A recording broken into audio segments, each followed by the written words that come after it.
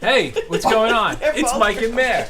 And as soon as we start talking into a microphone, the dogs just fucking run in. It's so Both great. of them. Get the big goofball standing at the door, just looking like an idiot, and the little girl ran in like a bat out of hell. And now they're both.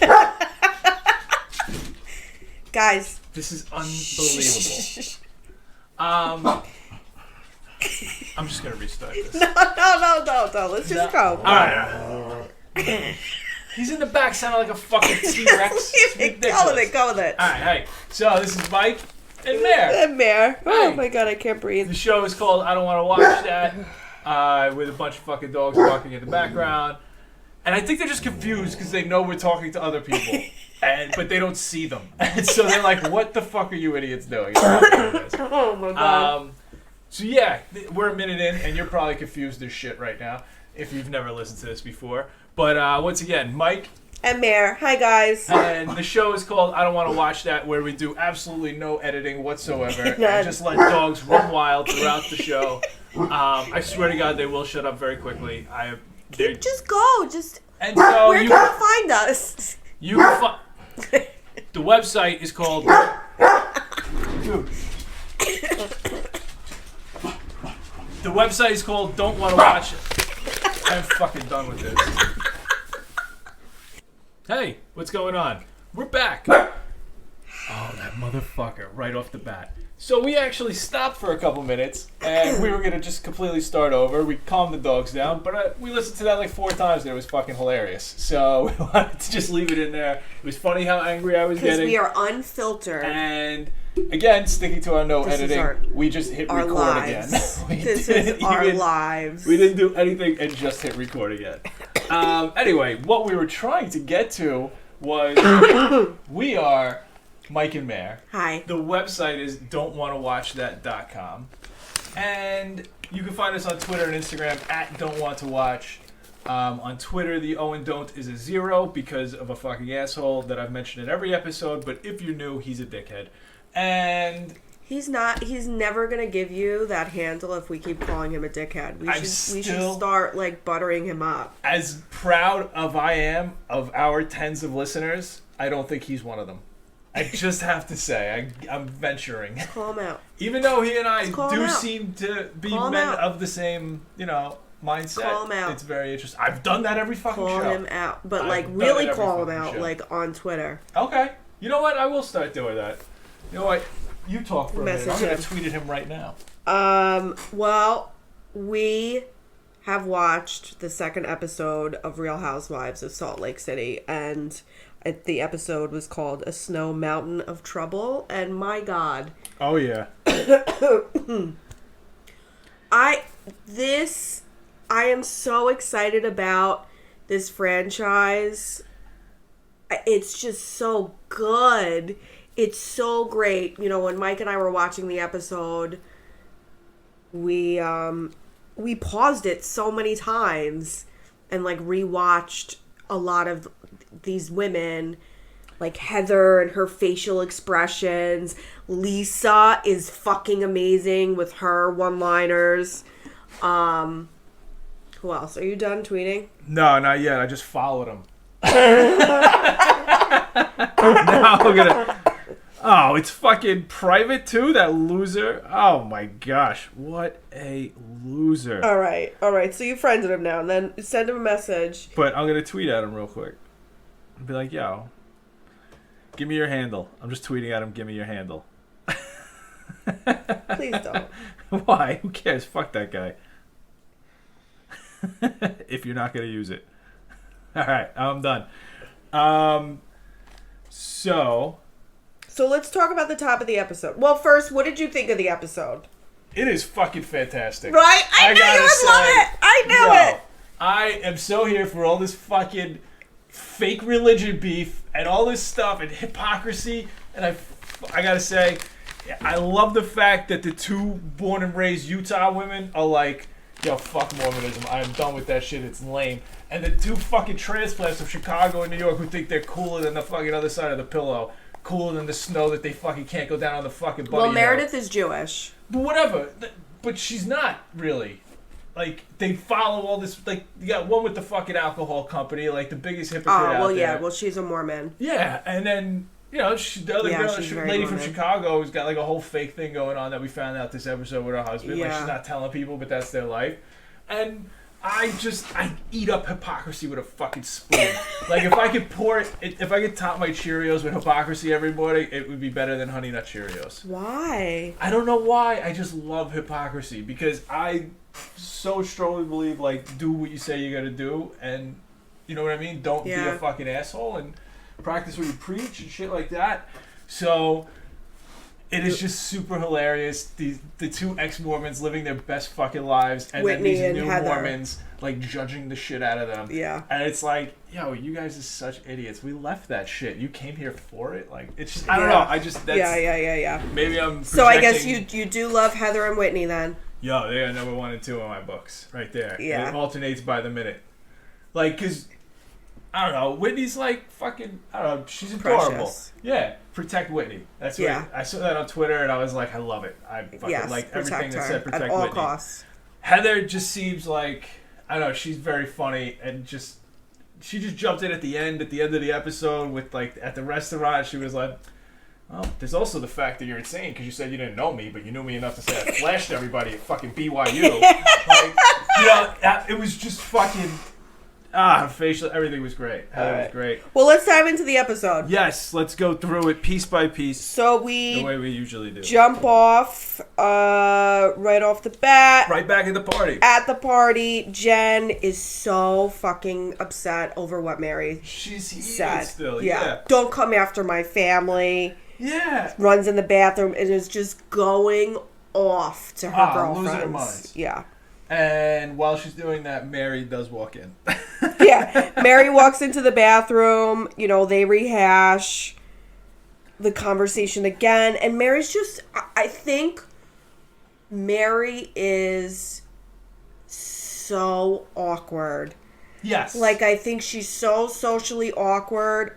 I don't know if she was prepared for this show. I gotta tell you. I don't think so either. I gotta tell you. Like, I feel like... I mean, at 22, she got thrown into an arranged marriage where she all of a sudden became fucking, I don't know, an 8-figure holder and could do whatever she wanted. Like, yeah, that's a recipe for being in a bubble and not really understanding your surroundings. Yeah. Depending on where she came from initially, you know what I mean? But, like, you know, I assume if her grandmother had money, some of it trickled down. You know, that's some of that Reaganomics bullshit. But, like, in a family, it actually happens. Oh, my God. Sorry, now I'm talking socialist. Maybe all the rose icons I've seen on Twitter. Anyway, I think one of my favorite parts of this whole part was where Meredith popped in. She was like, hey, guys, this is my birthday. Can we just drop this? And Jen was like, nope, Mary, fuck you. Yeah. Like, yeah. But I got to say, I turned to you during this, and I was like, I'm kind of Team Mary. Yeah, In this back and forth. Yeah. Explain why. Because, all she said was, man, it smells like a hospital in here. She didn't say shit about what happened at the hospital or anything. And then Jen was, obviously she's upset about it because her situation. Yeah. So it rubbed her the wrong way, but she wasn't talking shit to Jen. Like, it wasn't like anything she said to Jen or about Jen. Now, that being said, in the confessional, she was like, fuck that bitch who lost her legs. Yeah. But, the comment itself, I don't think, and then Mary had a million times been like, yo, I'm sorry, let's fucking move on. Like, she said it like an awkward idiot, but that's she what I was think it trying is. to I move think on. Mary is just, like, very socially awkward. She just, like, says things, Yeah. She reminds me a lot of Kim Richards, who was on Real Housewives of Beverly Hills. So I don't know what that means. All right, but that's who she reminds me of. Okay. If anybody else. That Kyle's sister? Yeah. I think I know what you're talking about. Yeah. Because we did watch that one episode. Yeah. You stole my goddamn house. That's an iconic episode between Kim and Kyle. Yeah. So, but Jen actually, sorry, still remembering everybody's names here. So Jen finally did accept the apology, and I was like, she was super gracious about it, which, I wrote that sarcastically. Yeah. It's like, because the apology wasn't even necessary. One of the highlights of this conversation too was when they were like, "Yo, that bitch in her loofah dress." Yeah. Scrub her ass with that loofah dress. And then while this is going on, it was super intense and it's super awkward at times. And I was just like, "Where's the happy birthday girl from last episode?" Oh yeah. She should have popped in and just wished everybody a happy birthday again before she left. So we go over to a different conversation between Lisa and Whitney. Yes. Yeah. And yeah. boy, so we got some fresh beef this episode. Some fucking Utah beef. Beefy. Yes. Beefy. So basically, it's just like, yo, where... Lisa was like, how was everything at the wedding or the Ramanu or whatever? So Lisa gifted Whitney tequila and bartenders. Yep. And the bartenders were fucking awful. Yeah. They were saying that they were boozing themselves. Yeah. Whitney was like, it was like one for a guest, one for me. Yeah. And she was like, we ran out of booze at like 6 o'clock. And then Lisa was like, I gave you enough for 500 people. Yeah, and cut back to like Whitney cleaning glass because they were breaking glass and stuff. Broken glass, and Whitney's like, "Yo, they got into my husband's fucking super old scotch." I mean, and then and the funny thing was, Whitney was like, "And some top shelf tequila," and Lisa was like, "My tequila's top shelf." Yeah. Nah, maybe not. I mean, look that up. Like, how much? I want to know how. Yeah, I'm curious too. I'm curious too. I guarantee think. her What do you sales are think? through the roof What right now, do you think of that beef? What do you think of that fight? Because, quite honestly, I think I may be on Lisa's side with this. Like, no way. I'm gifted. What? No? No, not me. You go ahead and explain yourself, and I'll be counterpoint. You're gifting booze. Yeah. You gifted bartenders. Yeah. I mean, yeah, I guess if they're shits. Yeah, and then, also, not only that, Whitney even said, right. It's not a big deal, I'm just letting you know. Yeah, you're right. Even though it was probably half shady, yeah, she was like, yo, I just wanted to let you know because I know you run a tight ship, you know, that some of your employees were fucking off. And they were doing some drinking on their own. That's true. I actually forgot that you said that. You're right. I take back what I said. They dove into my booze Protect stash. Whitney. Protect Whitney at all costs. Yes. You're right. So yeah, I'm definitely Team Whitney in that battle right there. I do and love it is Lisa odd though. for me. Like, look, I am a fucking New Yorker, right? Right. I am taking a fucking weirdo Utah person against the New Yorker in this because I just think that the New Yorker is that wrong. Yeah, I mean, but I still love Lisa. Oh, don't get me wrong. There's like, even though she's wrong, there's something about her. It's her shade. It's her one-liners. Yes. It's just her attitude of like, Yeah. yo, I'm not worried about what you think about me. This all being said, if I had money, I could easily see myself being a Lisa. Maybe that's what it is. You are exactly right. When this podcast takes off and people are like, I think you should do this, it's like, I think you should keep your fucking opinion to yourself. You're right. That's what it is about Lisa. That's what it is. Yeah, I mean, she's so unapologetic and like will tell you to your yes. your face. But in my heart, she is shady though. In my heart, I would rather be a Whitney than a fucking Lisa. I don't know. Because I like wholesome. I do. I know. At the heart, I want to be wholesome. But at the same time, I enjoy being snide. So it's a weird balance. Like, yeah. Which housewife out of all the franchises, because you fucking know them all, has the best balance of wholesome and snarky shade kind of? Do you think? That's a really good question. I don't know if that exists. I mean, I only have a very small window of housewives. It's basically like these women, the Salt Lake City women, and the first 3 seasons of New York women. And I gotta say, I think Heather might be it. I think she's a very good combo of wholesome and snark, and we saw that at the end of this episode. Yeah. And I think Sonia could be it too. Because I think deep in her heart, Sonia's like a wholesome person. Yeah. No? You gotta watch it. Okay. I think Sonia's a happy idiot. Yes. Yeah. Like, so, she's just kind of like, wee. like she doesn't care. Yeah, I don't know about wholesome. Okay. And I guess her sexual promiscuity would probably take away from the whole thing. Check on Kenyon Drake. Alexa, thank you. What did she say? Michael, Alexa, stop. I'm reminding you. Alexa, stop. It was a fantasy football thing. There's a game in like 20 minutes. But I already did that before we started recording. And What I a forgot that. mess. Yes. What a mess. So, once again, no edits. And that's the dichotomy of Mike. I had a fantasy football alert from Alexa as I'm sitting here discussing fucking Real Housewives. And saying, I'm more of a Whitney than a Lisa.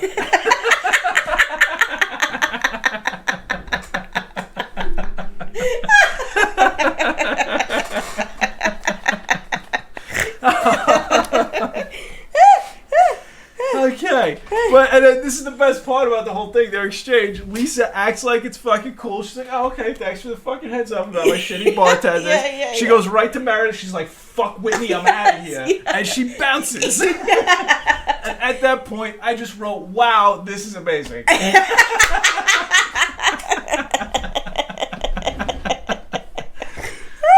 So that whole scene ends, and we're going at Jen's house. She's cleaning up. She's got a whole fucking cleaning crew because obviously she's not really cleaning. When I say she's cleaning up, I mean her people. I like Jen and her family a lot. I do. Her sons are sitting there laughing about, how many people do you have? She's like 6 girls, and they're like, get the fuck out of here. Yeah. And then the husband comes up, and she's like a kid lying to the parents about how many people. She's like, oh no, it's fine, it's just nothing, me and the girls. no big deal. Yeah, and he's looking around at fucking more cleaning people than she said she had guests. And he's like, yeah, right. So then we see Whitney at her house for the fucking stripper pole for a hot second. Yeah, on her stripper pole. Yeah, which is something that Lisa commented on as, being kind of lewd, I guess you could say. Trash. Yeah. She called her trash at the party. But I guess this is where the Venn diagrams cross a little bit of the people, because you got Meredith and Heather. They're planning a ski date, and they're like, all right, you invite people, I'll invite people, and that's how you get the two different bubbles, I guess. Yeah. And I just wrote guaranteed conflict. And boy, was I correct. Yeah. So then we're at... Well, Lisa is with... Then we could jump to Lisa with her family. Yeah, she's and her rehashing her to her husband, which I thought was kind of a cute clip to look in on their marriage, because she's just going on and on and on about how she feels. She's so generous. I gave her this tequila. She's acting so ungrateful. Like just going on and on. Stripper pole her face. She trapped. It is so and they did a nice montage of it, and her husband is just nodding politely to everything. And at the end, he's like, "Do you want listening or any feedback?" Yeah, and she's like listening, and he's like, "Okay," and he just sat there again, smile on his face. Yeah, he's seen a lot of shit. He seemed like he's got that I'm interested in that family a lot, because they have, if she is a convert in the Mormon religion, right? They have this liquor company, which is frowned upon. Yeah. Right? Yeah. So I'm curious as to what this, what Mormon 2.0 really is with her. That's what she talks about. That she's a Mormon 2.0. Well, I think and I think she said the phrase later that's going to be their catchphrase, what Mormon 2.0 is about, when she said it's about culture, not the gospel.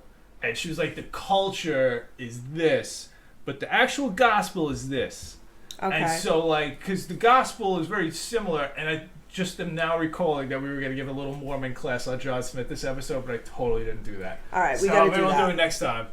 About, how John we Smith, could do it right after this. Yes. But anyway, so I think that's what it's going to be about, is there's a difference between the culture and the actual gospel. And it's funny, like I was saying, I think it's very heavily based on the Christian, it might even be the same, just interpreted slightly differently.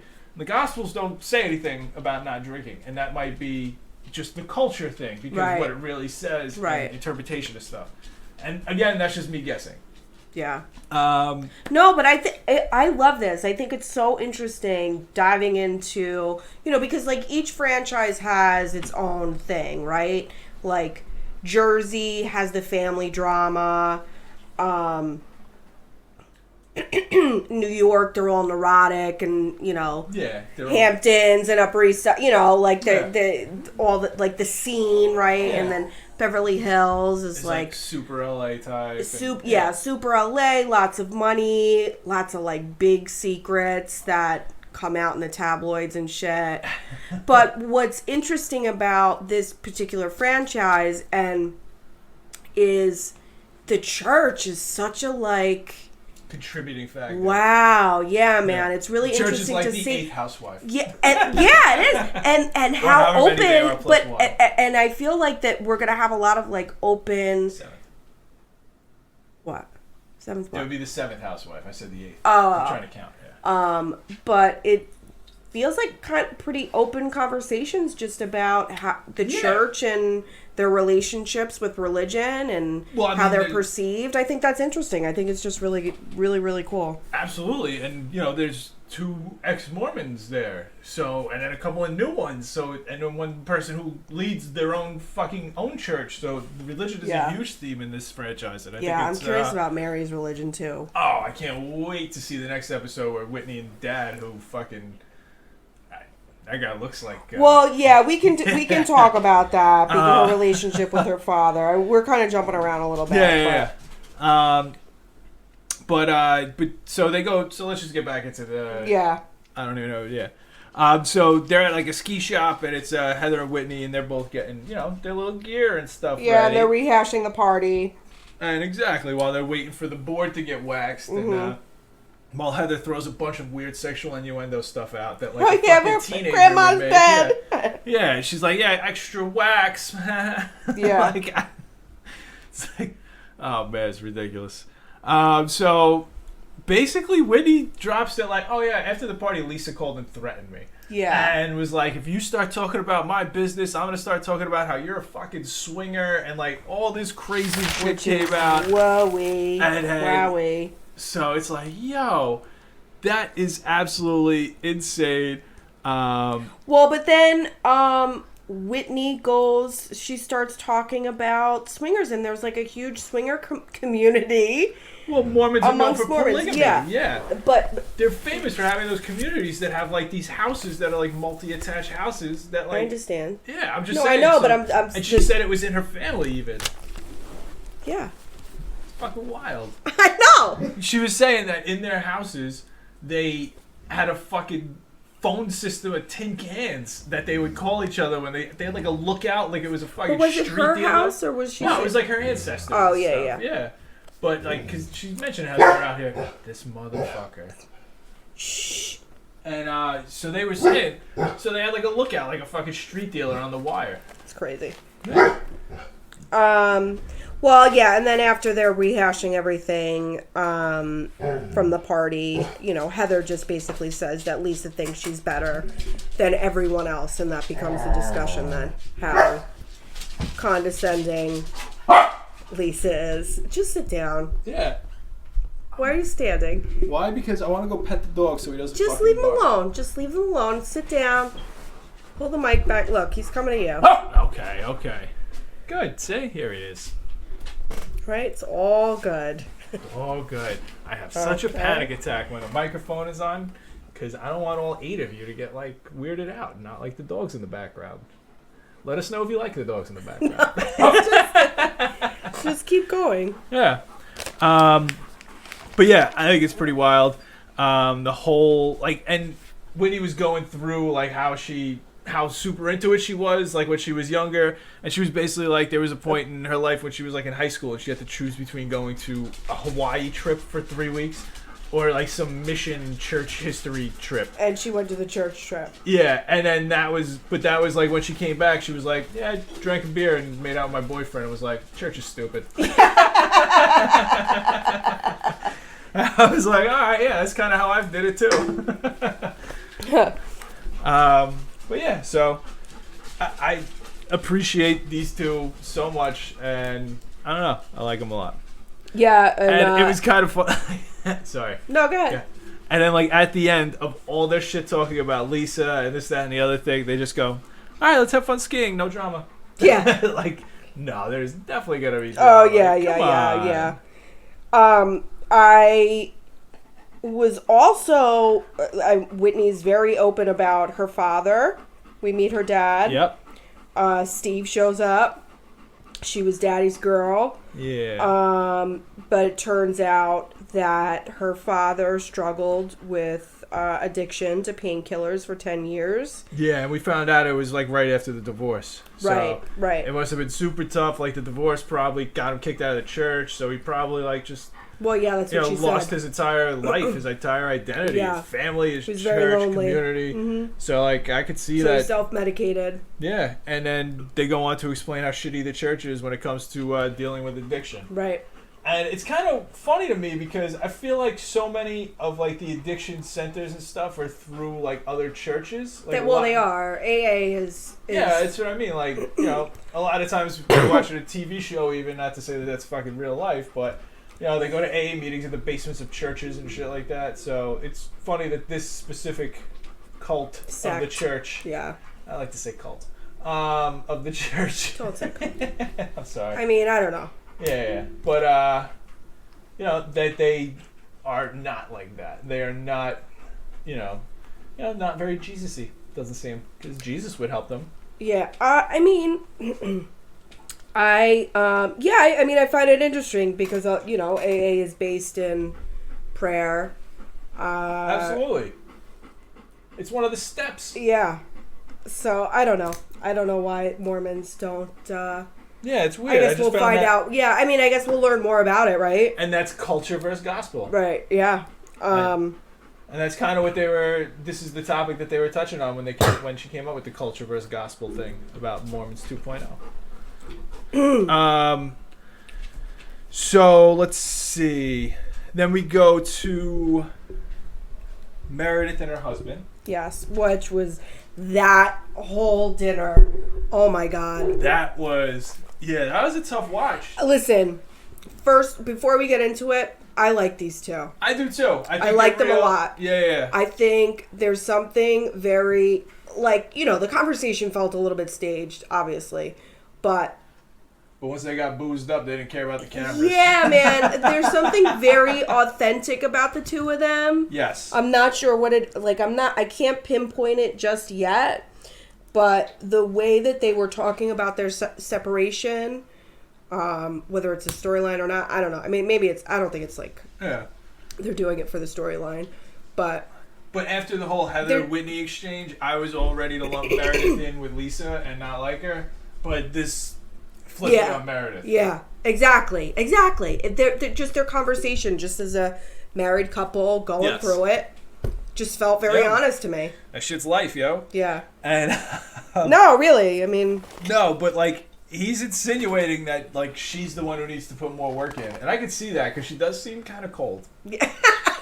She does seem at home at a mountaintop in a snow-covered mountain. She is right at home with her fucking ski boots and everything on. Yeah. Because she seems cold as fuck. And he's like, I just want you to open up. I'm so transparent. I love you. Yeah. He's like, go ahead, look at my phone. She's like, I don't want to look at my phone. I want you to, just because it'll mean you care. I don't mean to make fun of them, but I do a little. But yeah, so I just thought I thought their conversation was very genuine. It made me like her more, even though she does seem to be the cold one and the cause of their downfall.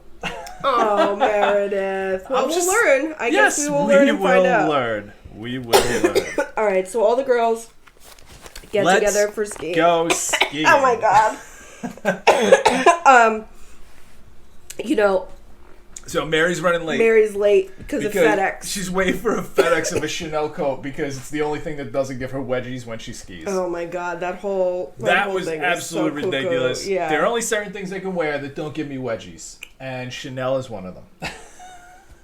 I thought it was great. Oh, it was excellent. And that is, you know, she's a fucking absolute. She's lived in a bubble for fucking 20 years. Yeah, man. With no fucking sweat glands. Jen's gonna keep it cool. Jen said she was gonna keep it cool with Mary being there, and Lisa, Jen, and Mary all go on the bunny slope. Yeah, and they do keep it cool. There wasn't much more. Mary, yeah, I mean, granted, no more beef between those Whitney, two. Heather, and Lisa stole the show at dinner, but at the skiing thing, everybody seemed to have a Everybody good time. got along, yeah. Except Heather, because Heather was pissed that they had to go down the bunny slope. She's like, I haven't been on a bunny slope since I was fucking 9. You fucking losers. Yeah, well, yeah, and I just love seeing. God, I love Whitney now. Yeah. Just ripping down the slope. Yes. Snowboarding. She looked awesome. Like, she's like the underdog in this whole equation. Like, I feel like I'm rooting for Elle Woods. With Whitney? Yeah. I get that vibe. Yeah. I get an Elle Woods vibe from her. Absolutely. For sure. And when I called her Reese Witherspoon last episode, that was exactly what I was thinking. Okay. All right, now I understand. Yeah. Let's see. What's next, hon? Yes, I also love Legally Blonde. Let's talk fantasy football or Reese Witherspoon comes. Where she ends up with Luke Wilson at the end. We could also talk Sweet Home Alabama. I love Sweet Home Alabama. When the lightning strikes at the end and they're making glass and they fall back in sculptures. love. Yeah, I love it. I'm gonna hang myself later. I hope none of my guy friends listen to this. I hope every single one of them does. No. We should cut up little clips of this and put it on Instagram. Just like little minutes here and there, just so like, you know what I'm saying? So you want to talk about how we're all the new stuff we're gonna do for our podcast we in wrote the middle down, of our podcast right now while we're talking about Whitney. Well, before we get Heather, before we get to dinner, yeah. So, yeah, we wrote down like 1 million gifts from this fucking episode that we're gonna put down on our Instagram. And I think this week we're going to look at some enhancements for the show itself. That's it. That's all I want to do. Because, okay. Yeah. Anyway. Can we talk about the episode and not what we're going to do for the podcast? Oh, I thought you said let's stop the show and talk about stuff. Oh, I'm sorry. I was being fucking sarcastic. It's hard to tell from across the room. Sorry. We need better lighting, I guess. Yeah, well. All right. Whole house could use some better lighting. This episode is off the rails right now. Let's bring it back. Yes, reel it back in. So the last thing of note that takes place when they're on the mountains is that they're at the top and Whitney and Meredith, they're talking about the Lisa situation. Right. And Meredith's like, I think it's more caring versus condescending. Right. And, you know, I think she kind of insinuates like maybe it's a little bit of her New York coming out. Yeah, which like I can get that you know what? A little bit. I can get that a little bit. Yeah, now that I think about it, like maybe that's what it is. That's what it is. What we like about Lisa, what we said before. Like at the dinner when she's like, I'm sorry, it's over. Like that would be me. Like if I was trying to be, she's kind of like a Larry David. Yeah, if I thought I was being nice to somebody and I offered something to them, if it didn't work out well, I would appreciate that they told me about it. I would have taken the first conversation well, but if we're doing it again, like if we're having the conversation again, it's like you told me once that I sucked. I get it. I'm sorry. It's over. And that is the part that I respected. But I would have been more sincere in my first interaction. She gives a Larry David vibe a little bit. I can see that. You know what I mean? Like Yeah. I did this. I'm sorry. If you don't like my help. Yeah, if you don't, help I can't help. Out, yeah, I wasn't there pouring the drinks and drinking it and knocking glasses over. Okay? I can't help how you perceive me. That person has been fired for 4 days already, so I don't know what else you want me to do. You're just bringing it up in front of people to make me look bad. So great. It's so great. I'm kind of talking myself into being Team Lisa and fuck with. No, I'm just kidding. No. I'm kidding. You could be both teams. No. Yes, you can. No. I am Team Whitney, and I am also Team Lisa. I gotta tell you. I like Lisa a lot. I'm Team Whitney. I'm Team Whitney. They're two very different people. Yes, I can be 2 teams. I could be 2 teams. No, I could can't. like the Jets and the Giants. Yes, but if they play each other, you have to pick one. No. Yes, you do. What do you? I'd be happy with whoever won that fight. No. Yes. No. Yes, I would. No, you got to bet on one side too. I would love to know the odds on this. I would love to see Vegas odds on Lisa versus Whitney. I think Lisa would be the favorite just because she seems like she would devour somebody weaker than her. But I think Whitney's a little scrappy underdog. Yeah, she's the underdog. She's the underdog. I don't know. I can't decide. I love them both. She's Elle Woods. All right. So now we go to dinner. And it took them 3.5 hours to get fucking ready. And they were super late and the restaurant was empty. But because they're on a TV show, they saved the time. Yeah, they didn't give a fuck. Yeah, so they go to dinner, and Whitney starts to talk about her dad going back to church, and she's very open about her, these dogs. Lenzo, stop. Come here. Yeah. And so they start talking about going to the church. Oh, man. Oh, my Lord. Yeah, they start talking about Whitney's dad going back to church. I thought that was a very nice conversation that was had. Yeah, it was a nice conversation. Yeah. You know, Whitney starts talking, though, about how she's felt very judged many times from the church. And then this is when shit fucking goes haywire, and it's great. And she this dinner. And Lisa, like, egged it on, too. Yeah, she's like, she did know. She knew. She's like, what? What just else? say it. Just say it. You'll feel better. Say it. And say it. She's like, well, sometimes I felt judged by you, Lisa. And all hell breaks. Yeah, Meredith is like, what the fuck? Yeah, she's like, yo, when I said talk to her about it, I meant maybe in private, not in front of 12 other fucking people after a ski day. Yeah. And then they go back and forth for a while, and then I think we've already touched on how Lisa just shut it all. Like, Heather jumps in too. And when Lisa said, I don't care enough to judge you. Oh, that was great. such a New York. That was like Don Draper at the end of Mad Men. That was like Don Draper at the end of Mad Men, where like at the elevator with the younger guy, and he's like, "I feel bad for you," and Don Draper's just like, "I don't even think about you." Yeah. So good, good. It was excellent. I gotta say, that was an excellent line of delivery, and that was. She might have won that battle, but I'm not rooting for her to win it. So good. But and then Heather jumped in with the and I think you're absolutely insane because you know me. You know me enough to say that I flashed everybody. Yeah. But, sorry, guys. The dogs keep barking. But you stop it too. Oh, yeah, you know me enough to say that I'm out there flashing everybody at fucking BYU, but you can't even tell like our friends that you know I exist. Like for I don't really 20 know years, you. and 20 years is a long time. Yeah, I know. It's a long time. Yeah. Oh man. But Lisa was just so like, I'm over this. I'm sorry. Let's move on. Oh. But yeah, tell them about the text. Also. Oh yeah, the thumbs up text. So the last thing, and this was absolutely fantastic, and this is why Heather is my number one.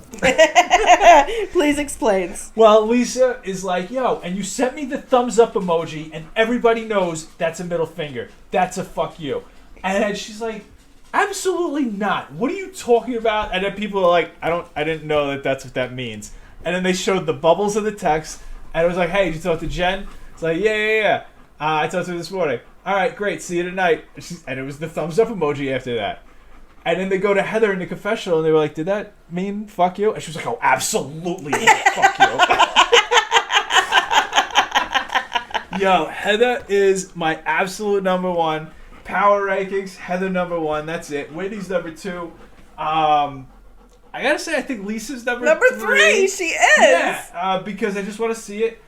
And man, Mare might be number four because she's insane. And then, man, yeah, Jen. I want to see Meredith and her husband's situation, and then Jen's like last. I don't know why. I don't know. She was number one. Extra. Yeah, she was a little she's a little manufactured. I hope we get to see more of her, like with her family. Yeah, I want to see maybe more that's family what it is. stuff too, because I think she's almost putting on a show. She is of like ditzy rich person. I don't know. She's trying to be a housewife a little bit. I think. Like I think she's trying to be a Beverly Hills housewife. I think she did her homework. I think she watched all the seasons. Yeah. And probably kind of like took a little bit from each one. Yeah. Like I feel like Yes. she's feeling a little manufactured. I agree. I think she's necessary, but she's manufactured. Yeah. No, I don't. I definitely want to see where this season goes with her for sure. Yeah. But wow. Heather and Whitney are great. Heather and Whitney are fantastic. Yeah. I want them to almost have like their own spin-off show. And no, you don't. No, you're right. Don't. No, because you need this whole dynamic. Yeah, you're right. You need this whole dynamic. This is well done. Well done by. It's really good casting, right? Andy like I feel and like Bravo it's and that whole team. Good for them. Well-rounded cast. Yes. Yeah, and they got a theme that's right up my alley. So good for that. Yeah. Yeah. Weird religion stuff is right up my alley. All right, well, I think that about covers it. Yeah, that's about it. This is our recap for the first season, second episode of Real Housewives of Salt Lake City. So we got the boys gonna wrap up here in the next couple of days. That episode's gonna post soon, and we'll be back Wednesday night before Thanksgiving. We're gonna watch the episode as it airs and record right afterwards so that you can have this ready for your drive to go see less than 10 people for Thanksgiving. or while you're baking a pie for 2 yes. or 1 at home. Exactly. For your sad little COVID Thanksgiving. God. Yeah. Oh, man. Guys, stay safe. Stay home. Wear your mask. Don't see your grandparents. Don't see your do parents. That. Just fucking stay home. Yeah, so... All right, everybody. Thank you for listening, especially if you made it this far. The website is don'twantowatchthat.com. You can find us on Twitter and Instagram at don'twanttowatch. The O in Twitter is a 0, and hopefully that guy gets back to me. I totally forgot that I tweeted him a half hour ago, and I'm fucking mortified now that he might reply. But he made his account in 2016 and hasn't tweeted since. I can't imagine anything is going to give him a notification that I exist. So... that's all we got to go. That's all. With that, we're done. Thanks for listening. Peace. Bye.